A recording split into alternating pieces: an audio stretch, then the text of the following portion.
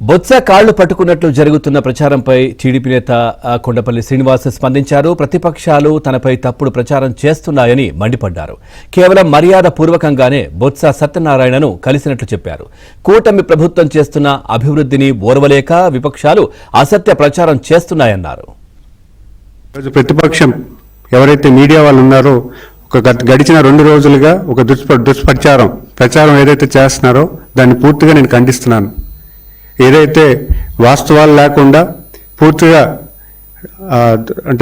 News ఏదైతే publish చేస్తున్నారో ఒక సోషల్ మీడియాలో మొదలైన న్యూస్ని వ్యతిరేకించి ఒక పెద్ద ఎత్తున దాని సెన్సేషన్ క్రియేట్ చేస్తూ యువ నాయకత్వాన్ని అలాగే జిల్లాలో ఏర్పడినటువంటి ఈ కొత్త నాయకత్వాన్ని బలహీనం చేద్దామన్న ఆలోచనతో ఈరోజు ఒక దుష్ప్రచారం చేస్తున్నారు.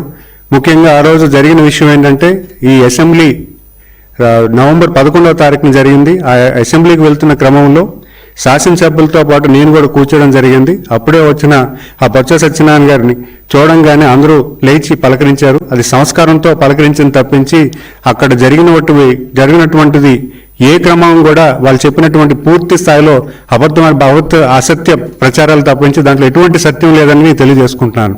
గడిచిన 40 సంవత్సరాల మా కుటుంబం రాజకీయ నేపథ్యం తాతయ్య గారి మీద అవ్వచ్చు, లేకపోతే బాబాయ్ గారి మీద అవ్వచ్చు, ఈరోజు నేను కంటెస్ట్ చేస్తున్నటువంటి ఫ్యామిలీ బొత్స కుటుంబం. ఆ కుటుంబం మీద మేము పోరాడి గెలిచి ఈరోజు పార్టీని పూర్తి స్థాయిలో కసరత్తు చేస్తూ పార్టీ తల కేడర్తో మమేకమై పనిచేస్తున్న తరుణంలో ఈరోజు వాళ్ళు వచ్చి మేమేదో ఆయన కాలు పట్టుకున్నామని ఆయన తలకు ఇదని చెప్పడం ఎటువంటి అసత్య ప్రచారాలు తప్పించి ఇది పూర్తిగా నిజం లేదని నేను చెప్పగలను. అంతేకాకుండా గడిచిన 20 సంవత్సరాల్లో విజయనగరం ప్రజానీకం ఆయనకి ఆ కుటుంబానికి 3 సార్లు మంత్రి పదవి కానీ 3 సార్లు ఎంపీ కానీ 3 సార్లు జిల్లా పరిషత్ కానీ ఇవ్వడం జరిగింది. అయితే విజయనగరం జిల్లాకి వాళ్ళు తీసుకొచ్చిన